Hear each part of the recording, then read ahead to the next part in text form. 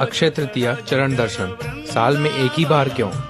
दिलचस्प है इसके पीछे की कहानी। करीब 500 साल पहले जब निधिवन राज मंदिर में संगीत सम्राट स्वामी हरिदास की संगीत साधना से प्रसन्न होकर ठाकुर बांके बिहारी प्रकट हुए, तब स्वामी जी अपने लाडले बांके बिहारी की भाव सेवा में डूबे रहते थे। हालात यह थे कि ठाकुर जी की दिन भर की सेवा करने के लिए आर्थिक संकट था। शुरुआती दौर में जब स्वामी जी सुबह उठते थे तो ठाकुर जी के चरणों में एक स्वर्ण मुद्रा निकलती थी।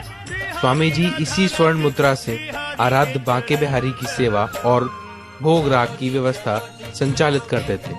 यही कारण है कि ठाकुर जी के चरणों के दर्शन साल में एक ही बार अपने भक्तों को चरण दर्शन देते हैं।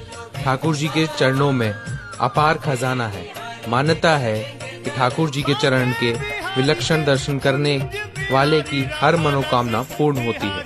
यही कारण है कि अक्षय तृतीया पर आराध्य के चरण दर्शन को देश दुनिया से लाखों भक्त वृंदावन में डेरा डालकर आराध्य के चरणों की एक झलक पाने के लिए उतावले रहते हैं। इस दिन ठाकुर जी सुबह तो राजा के भेष में चरण दर्शन देते हैं और उनके चरणों में चंदन का 1.25 किलो का लड्डू भी रखा जाता है। मंदिर सेवायतों की माने तो यह चंदन का लड्डू भी इसी मान्यता के तौर पर रखा जाता है कि स्वर्ण मुद्रा के दर्शन भक्तों को करवाए जा सकें। सुबह राजा के भेष में चरण दर्शन देने के बाद शाम को बांके बिहारी के पूरे श्री विग्रह पर चंदन लेपन होता है और आराध्य अपने भक्तों को सर्वांग दर्शन देते हैं।